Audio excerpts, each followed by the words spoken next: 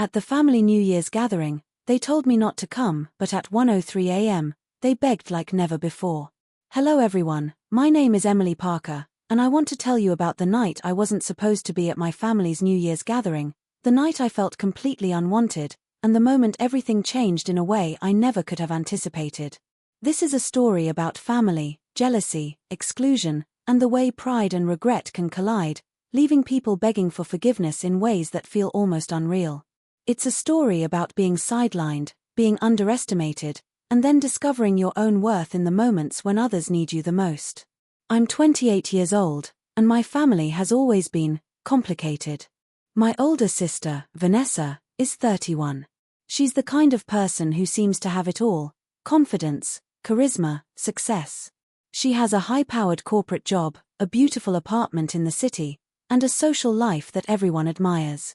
Me, I work as a freelance graphic designer, live in a small, cozy apartment, and I enjoy quiet nights in. I'm happy with my life, but it's not the kind that gets noticed or celebrated. Growing up, Vanessa was always the star of the family. She got the praise, the attention, the approval, and I got polite smiles and the occasional, lukewarm acknowledgement. That pattern never changed.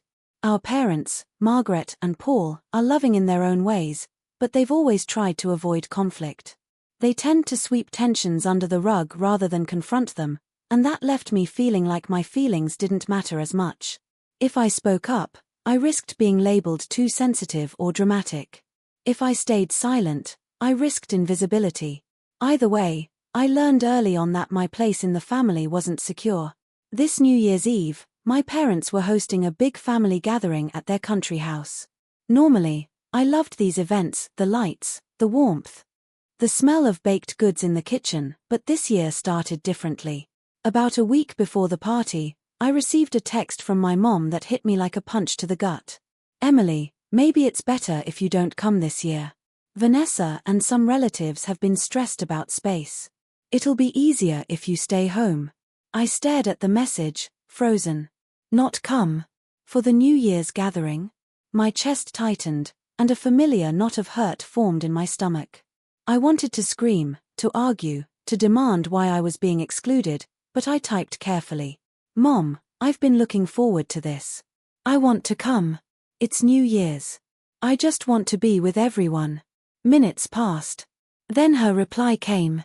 We really think it's best this year if you don't. Vanessa's been overwhelmed. She wants a calm evening. Please understand. I sank onto my couch, staring at the text like it could explain itself if I just looked long enough. Rejected. Unwanted. Invisible. All those childhood memories of being overlooked surged back. The sting wasn't just about the party, it was years of being quietly pushed aside, of seeing Vanessa celebrated while I stayed in the shadows. I tried to convince myself it was nothing personal, that maybe it really was just about space or logistics. But deep down, I knew the truth. I wasn't supposed to be there because my presence made someone uncomfortable. Because my sister wanted to dominate the night without competition. Because, for the umpteenth time, I was being sidelined.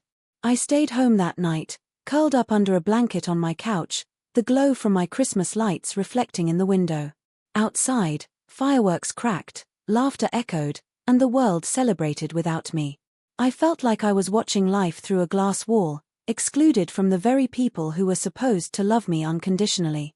Around 11:30 p.m., I scrolled through social media to distract myself.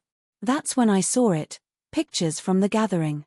Vanessa smiling with cousins, my parents clinking glasses, everyone laughing and taking selfies. And me. I was missing. I was a ghost in my own family's celebration. The ache in my chest deepened, but I tried to remind myself, I don't need validation. I am enough. Still, I couldn't shake the sting of being excluded. Then, at 11:50 p.m., my phone buzzed. It was Vanessa. I hesitated before opening the message. Emily, maybe you should come after all. Things are getting chaotic. We could use another set of hands. I blinked. She wanted me there. After all the messages telling me not to come, I stared at the text, unsure if it was genuine or manipulative. I typed back cautiously. You mean I'm actually allowed to come? Yes, come if you want. Sorry we said not to. Things got a little hectic here, she replied. I hesitated, glancing at the clock. It was nearly midnight. My apartment was 30 minutes away. I was cozy, half asleep, unprepared for the cold drive. But a strange mix of curiosity and hope surged through me. Maybe I could salvage the night. Maybe I could walk into that house and remind them that I existed, that I mattered. I threw on a warm coat, my favorite scarf, and boots, grabbed my keys, and drove through the crisp night air. My mind raced. I rehearsed conversations in my head. I imagined confrontations. I imagined being ignored again. But mostly, I imagined making the most of the moment, finding my own strength in the chaos. I arrived at the house around 12:45 a.m., the sounds of laughter and music spilling into the driveway. My heart raced. I took a deep breath and knocked. Vanessa opened the door immediately, a forced smile on her face, her hands twisting nervously. Emily, you actually came, she said, relief barely concealed. Of course I did, I replied, stepping inside. The warmth hit me instantly. The house smelled of pine, cookies, and mulled wine. Everything looked perfect, except for the tension thick in the air. The room went quiet as I entered. Some family members smiled politely, others avoided eye contact. My parents gave me a hug, but it was stiff, apologetic, almost rehearsed. Vanessa stepped forward, giving me a controlled smile, but her eyes were sharp. I'm glad you came, she said softly, almost too carefully. I nodded, wary. Not trusting her warmth had become instinct by now. We mingled for nearly an hour. I laughed when prompted, offered small talk, and helped a cousin with a spilled drink. Yet every time I looked around, Vanessa was there in the center of attention, commanding the room, drawing every conversation to her. Occasionally, I caught her gaze on me, measuring me, calculating. At 1:02 a.m., my mom texted me quietly. Emily, please come to the living room. Quickly. Vanessa wants to talk. It's urgent. Urgent. My pulse quickened. I set down my drink and walked toward the living room. Vanessa was pacing, hands twisting in her hair, looking desperate. My parents hovered behind her, tense, clearly anxious. Emily, we need your help, Vanessa stammered. What is it? I asked, my voice steady, though my heart raced. It's complicated. We made a mistake. A huge mistake. We shouldn't have told you not to come. And now, we need you. Please. We don't know what to do without you. My stomach lurched. After all the exclusion, all the subtle cruelty, my family was begging me for help.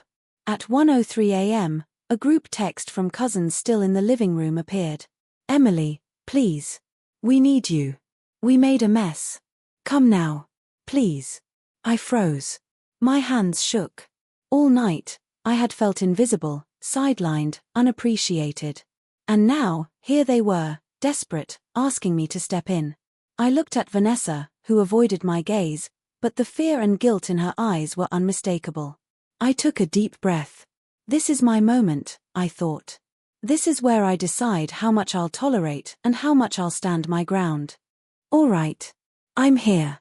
Tell me what's going on, I said, my voice calm but firm. Vanessa exhaled sharply, relief flooding her face. She began explaining. The kitchen was a mess, some drinks spilled, a few cousins arguing, and without me there to mediate, the party was on the brink of chaos. My family had realized, too late, that they relied on me more than they admitted. I moved through the house, calmly resolving conflicts, cleaning spills, organizing drinks and snacks, calming anxious relatives. I felt powerful not because I was controlling anyone, but because I was being needed. For once, my presence mattered in a way no one could ignore. By 2:30 a.m., the house had regained its energy. Laughter returned, music filled the rooms, and the party was alive again. Vanessa approached me, tears brimming. Emily, I'm sorry. For everything. For excluding you. For making you feel invisible. I don't know what I was thinking, she said. I looked at her, exhaustion, frustration, and a quiet sense of triumph washing over me. I had been sidelined, underestimated, and yet, here I was, the one who restored order, the one they all depended on. I forgive you, I said softly, cautiously. But it's not about forgiveness. It's about understanding. About realizing how your actions affect others. She nodded, tears spilling down her cheeks. I get it now. I really do. Thank you for not giving up on us. On me. As the clock struck 3 a.m., the night wound down. My parents hugged me repeatedly, apologizing, and I realized something profound.